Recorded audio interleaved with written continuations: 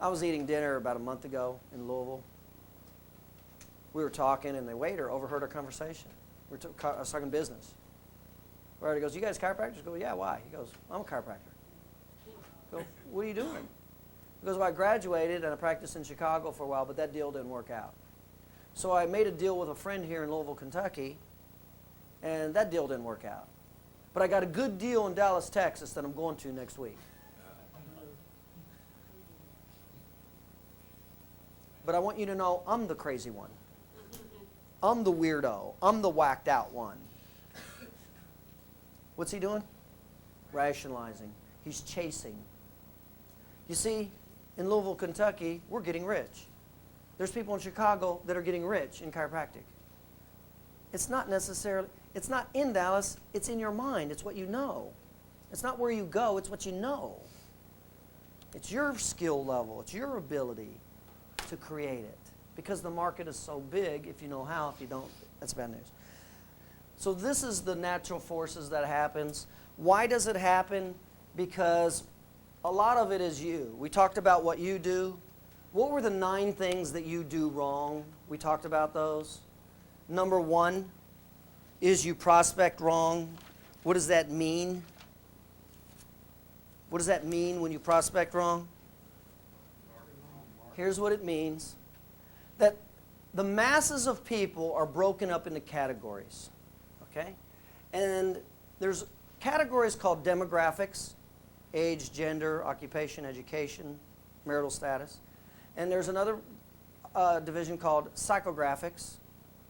And then there's another division called geographics. So there's 3 different divisions prospecting-wise.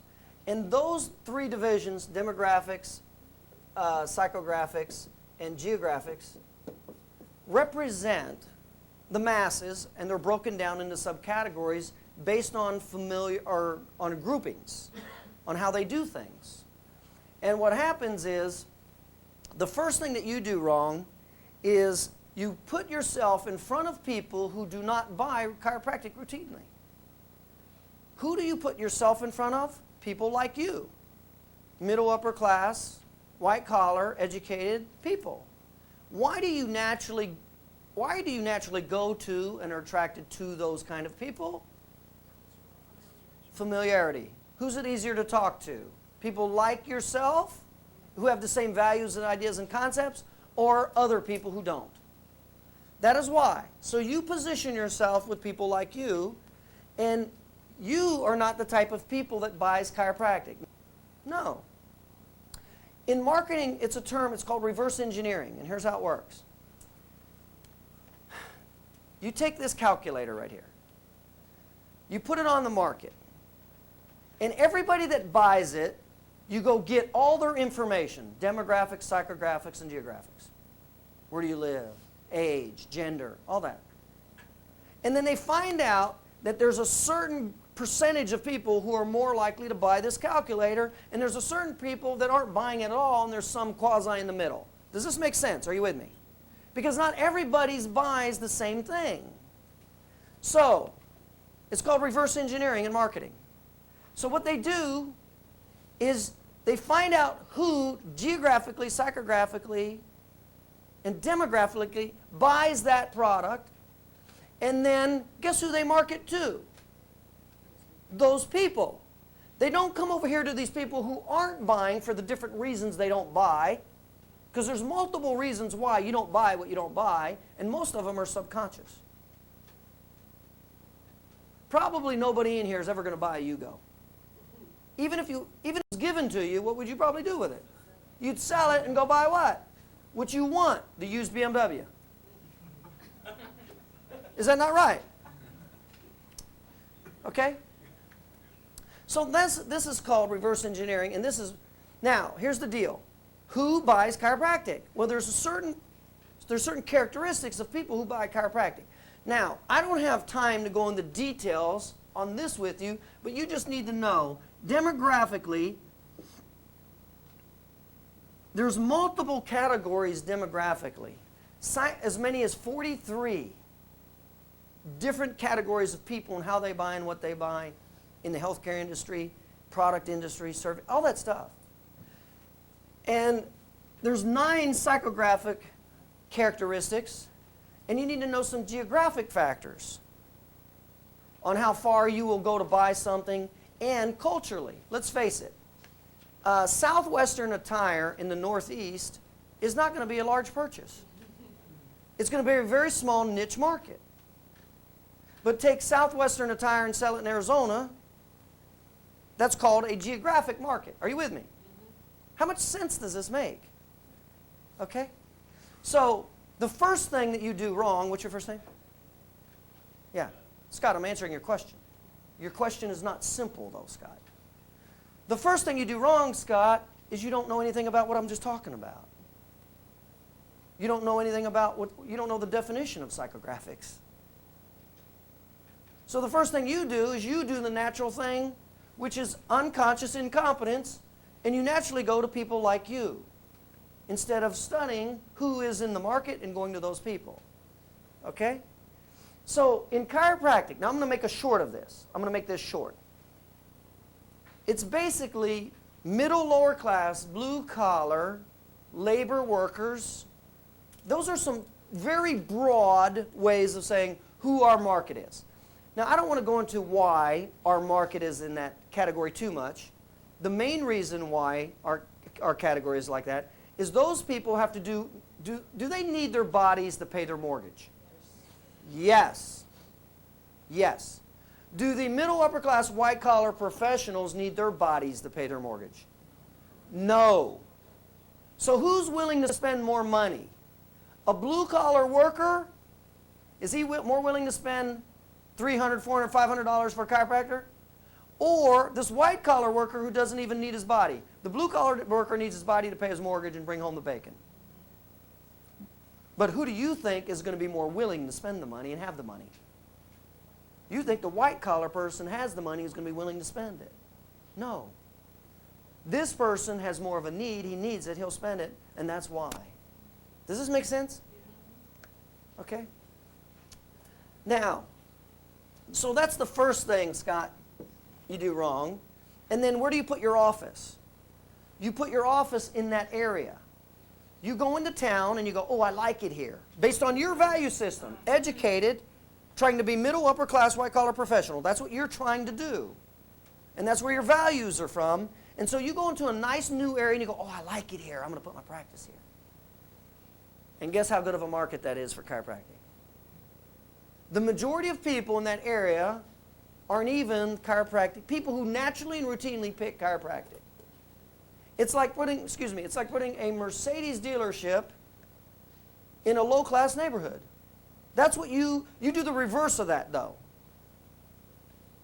Or putting a Yugo dealership over in the middle upper class white collar area. How much sense does that make?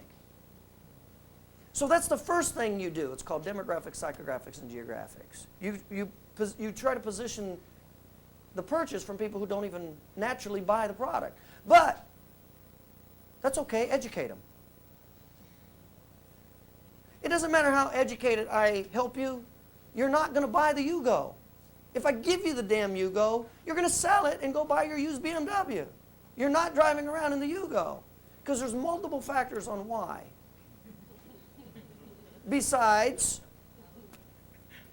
right, cultural. What's the culture going to say about you? Okay.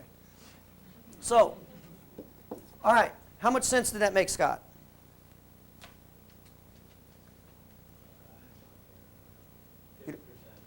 What didn't make sense, Scott? Well, it seems like in order to break into that 94%, you're going to have to get some patients that aren't generally going to fit into that lower class that is already going to, or that has a, that you're saying that the chiropractic market's not that. Can you be more clear in your statement? Help me out here. The lower, you're saying what's our market? Lower middle class? I want to be clear also, I'm not saying that's what our market is. Reverse engineering is saying that's who the market is. Okay, so you're saying that we got to go to these other areas to get into this market. Is that what I heard you say? To some degree, you're right, but guess who the masses of these people are, Scott? Yeah, no, I know that. Oh, then, if you knew it, then why did you ask the question? I'm just saying, all I was saying that you're going to have. Let me repeat it.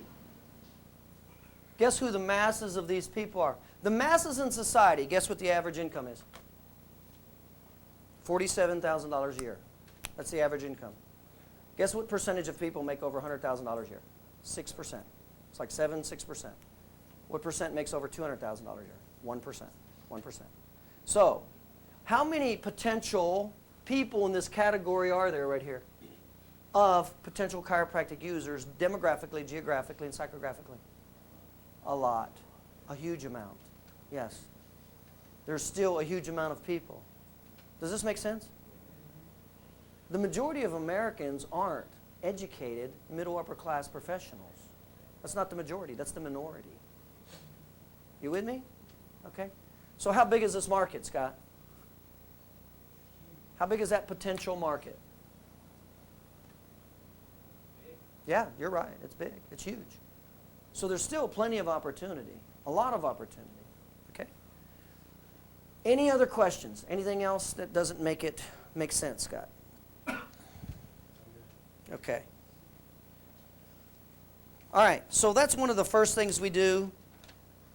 I'll tell you a real easy concept. If you don't know any of this, let me tell you the most simple way that I explain demographics to my students before they know anything about this. I say, here's the deal. You and your wife drive into town. Most of the time, women make emotional decisions and men make more cognitive decisions. That's a generalization. It's not always true, but it's a generalization. And so I say, you and your wife drive into town. If your wife says, ooh, honey, I like it here, get the hell out. Because her value system is not the value system of our patient base. And that's not where they're going to be. Now, if you drive into a neighborhood and she goes, oh, this is not good. I don't want to live here. These are farm workers and factory workers. And look around for an empty space. See, there's a difference where you want to live and where you want to practice. And you represent a certain market that is not who your consumer is. Who agrees? And who does this make sense to? Raise your hand. Okay?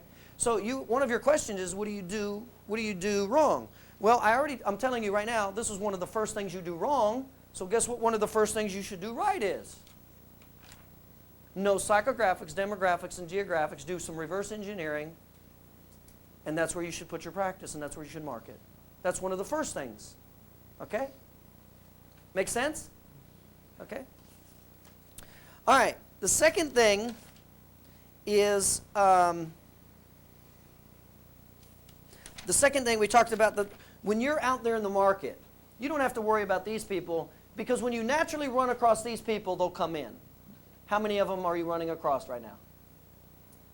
How many 6%ers are you running across wanting to come in? Every day and every week, how many are you running across? Not a lot, right?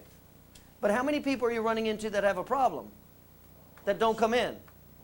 Right? How big's the market? Huge. What's the big problem? You. First, you go into demographics. You do your psychographics, demographics, number one. Number two, what's the second mistake that you make in your system? Your location. We talked about location.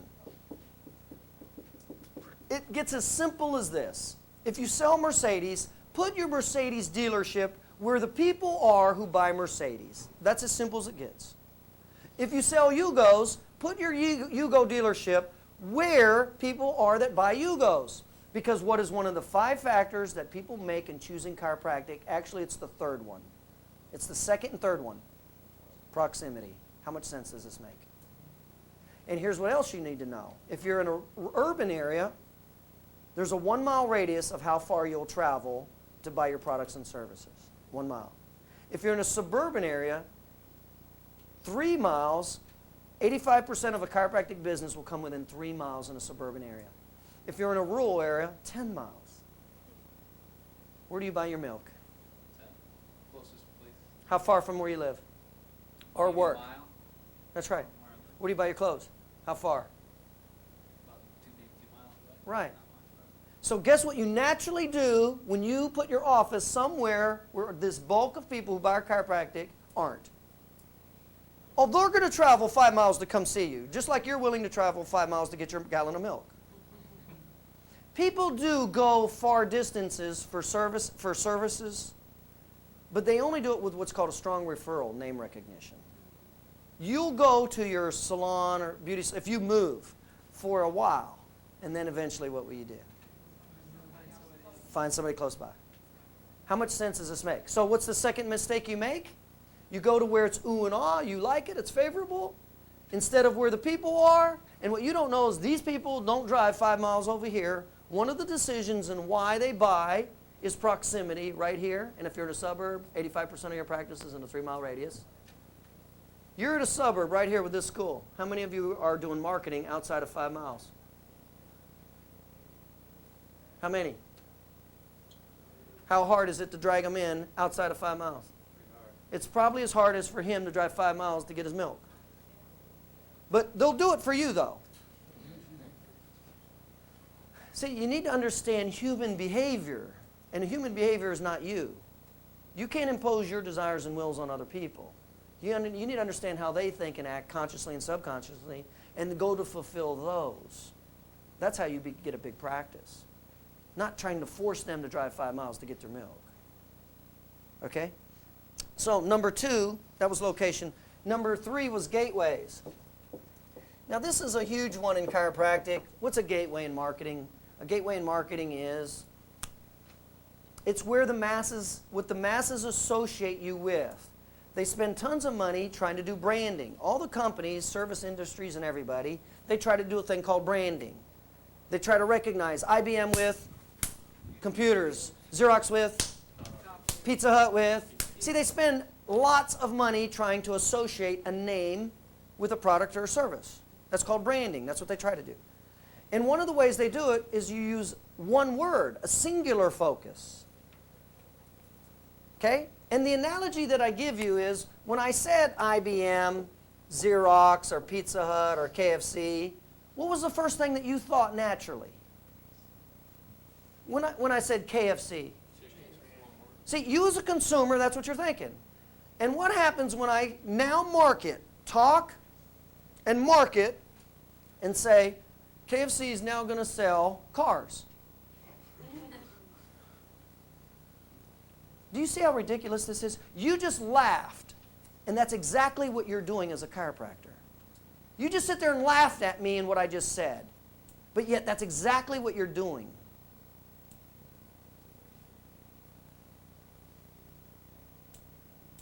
So, you use the gateways to get them in. And that's what we talked about with this. This is what the people think about chiropractic. So you get them in with what's called gateways. What does the public know of chiropractic? What do they recognize? If anything at all, by the way, they don't even trust us with low back pain. Why? When we tell them we're everything, how big of a paradigm shift is it? And what happens to the credibility with what we are good at? I just told you why chiropractic is not in the is stuck. I just told you. When KFC starts selling cars, what happened to you and your credibility with them in buying chicken? Go up or down? Yeah. That's right. You not only violate, and you don't see a business or service as doing multiple things. It's one. It's called a gateway. And then when somebody tries to be everything, you lose all these issues: trust, defenses, resistance, and credibility. And here's what really hurts the most. It limits this from going into the masses. It limits it. See, to go into the masses, you need to narrow your focus, not widen your focus. You need to narrow it to increase your volume. So we're doing just the opposite. What are we saying we can do? This profession? Everything. It's called the violation of the law of line extension in marketing. That's what it's called. When you try to be everything to everybody, you essentially become nothing to everybody, and that's why chiropractic is stuck at 6%, and we have 23% trust ratio. Do you think I like this, Scott? You think I like these numbers? I'm pissed, Scott. I'm a chiropractor first. I'm pissed that it's like this. because I know how effective this is. I know something you don't know. I know what these hands, knowledgeable and skilled, can do with somebody with a problem. And because of what we say and how we say it, the masses never even experience it, and they're afraid of us and they're scared of us. It's not because medical doctors put us down. We're everywhere. We're scattered everywhere. And because of that, we're staying at the low end. We have low credibility, and we're not going into the masses. It's called gateways. Now, you can treat other problems. So you can bring them in through gateways, and then it's called line extension. So you come into KFC for chicken, but KFC will sell you macaroni and cheese. Does this make sense? You can, when you go in there, you can buy macaroni and cheese. You can buy corn. You can buy other stuff. So chiropractors can bring them in with what the public does associate, and it doesn't even associate them strongly with back pain, because, why? We try to do everything. So the key is to bring them in through the gateway, because that is what they're familiar with. That's where their trust is at. That's what they're knowledgeable with. By the way, that's where there's a huge market too. You're lucky, by the way. You're just lucky that 3 out of 4 people have low back pain, neck pain, and headaches. They actually have a problem that you can help them with. And so this is what you get. This is the market that we talk about. This is when I just stop and ask people on the street, you know that tape I played for you today? I have actually had students say that I doctored it. I have. I've had students that say to me that I actually had those people say what I wanted them to say. You don't believe me? Write down every question that I'm asking here.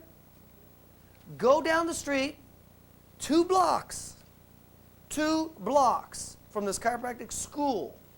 Ask the same questions and see what kind of answers you get.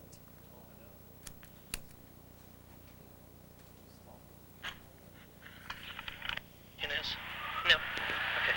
And do you think it's that chiropractors can effectively treat children with asthma? I do not know. Okay. And do you think chiropractors, it's safe for chiropractors to treat pregnant women? I think so. Okay. Do you have any experience, or any of your family members have any experience with that? With chiropractors? And with treating pregnant women? Not in my family, but I think some of my friends. Okay. All right. Thanks. Do you know what a subluxation is? Subluxation? No. Okay. Do you think chiropractors can effectively treat children with asthma? I've heard they can. I haven't seen proof of it. Okay. And do you think it's safe for chiropractors to treat women who are pregnant? Depending on what they're doing. You know, it depends.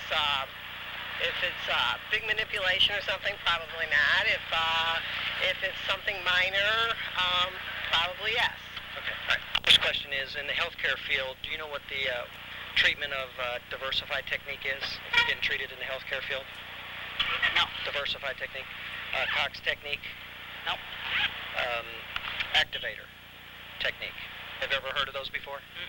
Okay. All right. Thanks. First question is, in the healthcare field, do you know what, if a doctor's treating you with diversified technique, do you know what that is? No.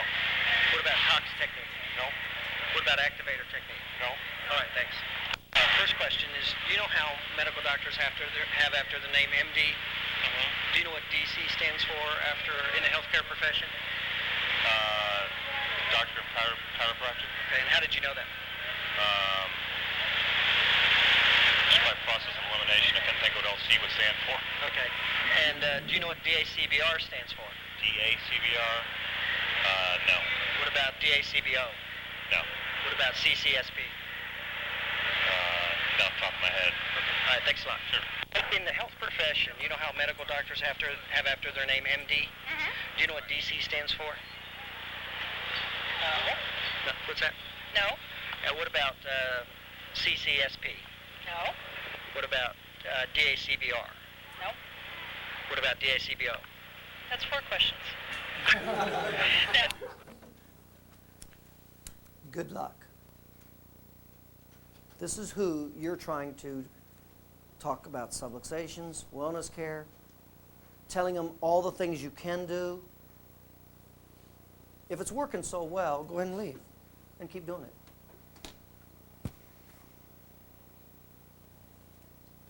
This is the real world. This is not your school bubble where you hit each other and go, it'll be okay, it'll be okay. Tell me it'll be okay. Tell me it'll be okay. It'll be okay. Yeah, it'll be okay. This is the real world. This is who you're going to have to market to. You think you better know something? Your livelihood depends on it.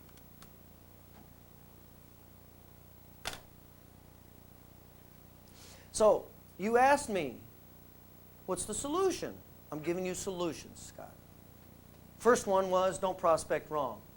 Number 2, I talked about locations and the significance of that. Number 3, don't alienate the heck out of your people. If they know you for doing something, stick with that to start with to get them in. And once you get them in, you can work with them through what's called introductions to work in these other areas. Kids, asthma, pregnancy. That's how you build that business. Go ahead and advertise that you're now treating pregnant women. 9 out of 10 women are afraid to let you touch them. They're afraid you're going to hurt the baby. But they're okay with taking an aspirin. I didn't say that that was okay. I said that's the way it is. Okay? You know, to have some credibility, you got to give up something. You know that law of sacrifice? You got to give up something to get something. To get some credibility, we got to give up something. What are we willing to give up? What is this profession and the leaders willing to give up? Every time the ACA tries to put something through the legislators, guess who the first people are to block it? The damn ICA and the World Chiropractic Association, because it doesn't include the word subluxation. That's reality. That's the truth. We are the problem. So, what's another thing that you can do properly to assist you into getting more of this market or this market? Number 4, unfamiliar terms. How well is that working? Do they know what DACBR is? Do they know what Cox is? Do they know what diversified technique is? Do they know what subluxations are? Do you buy stuff you don't know? When somebody says something to you, a word you don't know, do you get warm and fuzzy all over? Or do you run away? Does your trust go down? Does your defenses go up? Does your resistance go up? Does your credibility go down? What naturally happens to you? That's exactly what's happening to your consumers. That's it. So, don't alienate them. Number 5. When you tell people what to do, what does that naturally make them do? Yeah. Yeah. Have you guys ever said something like this? Well, you need to come in and let us look at it. Yeah, we can help that. Why don't you come on in and I'll look at it? Have you guys ever said stuff like that? To get patients when you find out they have a problem? Isn't that what naturally comes out of your mouth? And right when you say that, what happens with their body language and their words? Do they jump in and go, yeah, how do I do it? Where can I get involved? Or do they start doing the Michael Jackson moonwalk? What have you noticed? What have you noticed when you start telling them what to do? Right. Is it working for you? You have to learn a new way of communicating with people.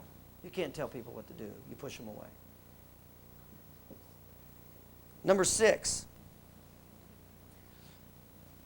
You talk about wellness care, or you promote wellness care, or maintenance care. Why is it only 3% of the population actually gets maintenance care? Of the people that come on, why is it only 3% of the people? How many of you guys are getting maintenance care in any other field? Where's your perceived need? High or low? And if your perceived need is low, how much time and money are you willing to spend? Right. That's why you guys aren't getting maintenance care.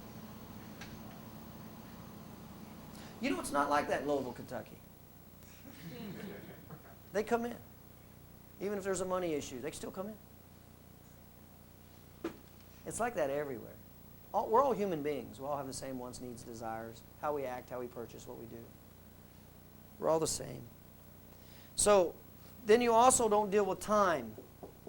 You guys are bad at this, time.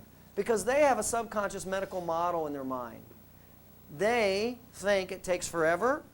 They have to take a half day off. You close early, and they have to wait a long time. Well, how much more of a perceived need do you have to have if that is your belief system? Higher or lower? Higher, a lot higher. Now, who taught them that? The medical model. Because when they're used to going to a doctor, what are they used to doing? Taking the day off or a half a day. When they go in there, how long are they used to waiting? A couple hours. And then how long does the procedure take? Long time. Now, you don't know this, so when you're talking to them, and in their mind, they just automatically assume this. So what do they do to you? They try, in their mind, they're thinking, well, I can come in next week. Or I can come in 4 days from now because I'm off 4 days from now. And you think it's okay. And guess what happens to their perceived need every 24 hours? It decreases 50%. 50%. How many of these people that you said that they scheduled an appointment more than 48 hours later, 3 days or longer, actually came in? Or do you have to usually end up calling them and chasing them now?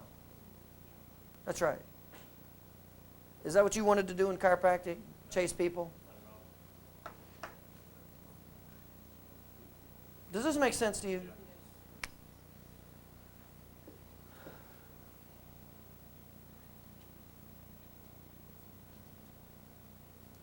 Number 9, you don't get them to make a decision. You don't schedule the appointment. You don't schedule the appointment. Here's what you do. Here's my card.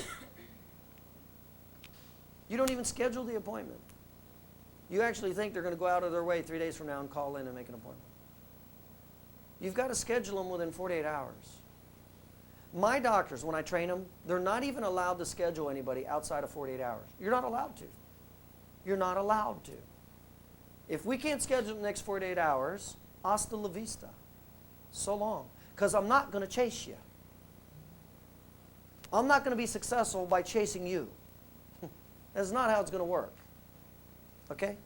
So, Scott, these are the 9 things typically that the chiropractors do. Where do they do it? They do it in this market. And then here, they get shot all to hell.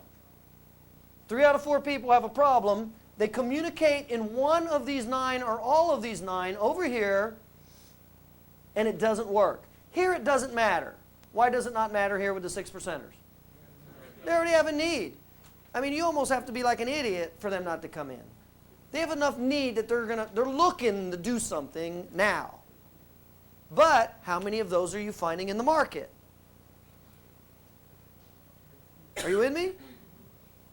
Okay? So this is what you do, and this is what they do. They minimize their problem or deny it. How many times? Here's what it sounds like. It's not that big of a deal. It goes away. It comes and goes. I take medication for it. How many times have you heard that when you start talking to somebody about their problem? How many times? Yeah. And then the next thing they do is they ask for free information. Well, can chiropractic help this? Well, what can chiropractic do for this? How many times have you guys got that? Here's what you don't know. When they ask that question, they're that close to being a new patient. But then you throw this wonderful wisdom at them right here, and you run them off. That's what you do. And then the third thing is they do what's called think it over. Let me think that over. Here's what that means. No. They're just being polite. So when they go, how many times have you guys got that? Well, let me think about it. Give me your card, let me think about it. How many times have you guys got that? Here's what it means. I don't want to hurt your feelings, sucker. No. That's what it means. That's the reality of what it means. And then it's either a money issue or a time issue. They'll ask money questions. Do you accept, does chiropractic cover it on my insurance? Will you accept my insurance? That kind of stuff. Are you on my plan? And then, of course, you deal with it financially like we already talked. And then time. They have these preconceived ideas of time. You don't deal with any of them because you don't even know it. And so 87% of the time, how does this whole interaction end? Give me your card. And they never come in. So you go into these are the 4 components that's going to determine your quality of life.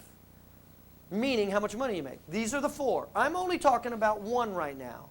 I'm only talking about getting new business. That's it. So you go out there and do something like this in this group over here, and you run away potential people left and right here, and a very few of them every now and then schedule. How many? You're finding out right now. I said about 6 to 8. They'll stay about 8 to 12 visits, unless you know how to change it. There are ways of changing it. It doesn't happen by you being ignorant. It doesn't happen by you being a smartass. It doesn't happen that way. Excuse me? Okay? So, what is the system? Here's the first recommendation I would recommend you do. Stop doing what you're doing. If it's not working, stop doing it. That's my first recommendation. Okay? Now, the system that I told you that we use for getting new business, number 1, marketing will get some of this. I'm going to go into marketing right next. I'm going to show you some basic marketing concepts to get more of this. But let's stay over here for just a second. Okay? So, what we do is, it's really, when you look at it and what I'm going to explain to you, it's really quite simple. And it makes a total amount of sense. Number 1, prospect properly. What does that mean? Prospect properly. Demographics, geographics, psychographics. Know who is more likely to buy. And get in front of people who are more likely to buy. If I'm selling Mercedes, I want to get in front of middle, upper, white-collar professionals. Not middle, lower-class, blue-collar laborers. How much sense does this make? Go to where they're at. Not where you want to live. Because one of the reasons why you will pick where you go is proximity based. And the higher the density of the population, the less further you will travel. The less dense the population, the further you will travel. That's how that works.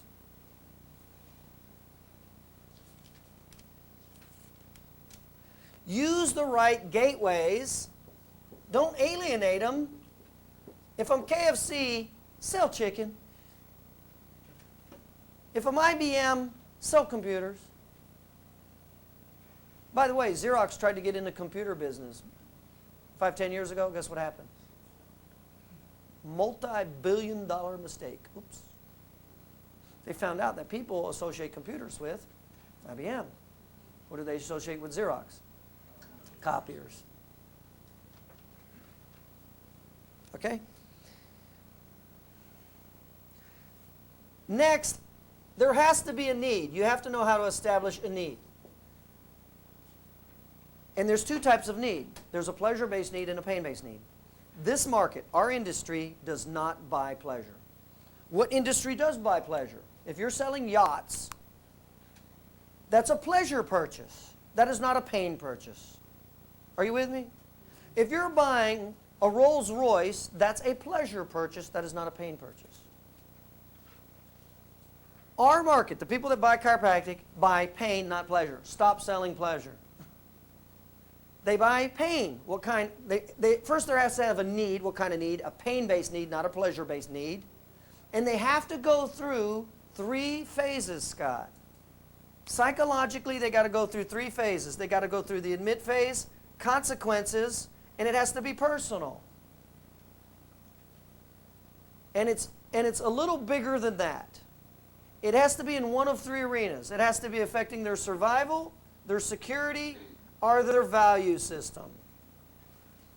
Get in front of people who are more likely to buy. Make sure you're in that area. Use the right gateways. Make sure it's need-based. Get them to admit. Consequences personal. It has to be affecting them in survival, security, or value system. Clear money and time. And now they will get them to make a decision within 48 hours. And you'll pull them out of there left and right. And that's what Stephanie did, and that's what you heard on the phone. That's what she knows how to do. She got in front of X amount of people she doesn't even know in Louisville, Kentucky. And instead of doing this, which she did here, she's learning this. And then she got 60 new patients. She didn't know any of them prior to that. And how many of those 60 new patients were 6%ers wanting to come in and see a chiropractor the next day? None of them. Who created it? She did. What's that called? Sales. How big's the market? Huge. Where's she headed? Unconscious competence. She is changing the quality of her life. I told her, I said, you better start looking at bigger homes.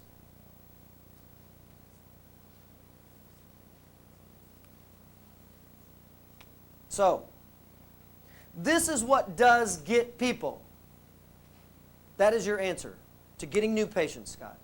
Does that mean that you now own the skill? No. If Tiger Woods gives you books on how to hit a golf ball, you're going to be able to hit a golf ball now?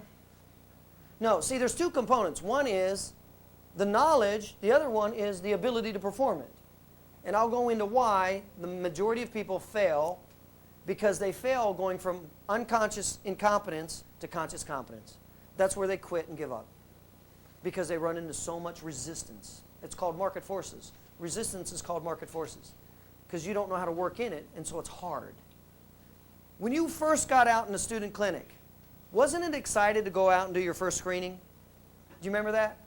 You actually got, it was live. You can now go out and tell all those people that you told were a chiropractor to come in. You remember that? It was exciting, wasn't it? Yeah. You couldn't wait to look forward to it. You got market forces. How many of them came in first time? How many hours did you spend? Positive or negative experience? Did you want to do it again, or did you not want to do it again?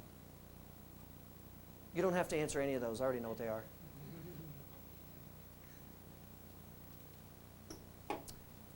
And then what's he do next? What's the next step that he doesn't even know he's going to do? Rationalize. And then he's going to start blaming the location, the people aren't health-minded, the school. And it's him. He was in front of the 94% that 3 out of 4 of them had a problem. He was just too ignorant to talk to them properly. How much did it cost him? A ton of money. Guess what Stephanie's going to do next month? 30 more new patients or more. Guess what he's going to do next month? Good luck. This is real world stuff. This is real world stuff. If you haven't noticed, we don't fool around. If you haven't noticed, we don't fool around. Your livelihood is not a joke, Scott. I don't take your life as a joke.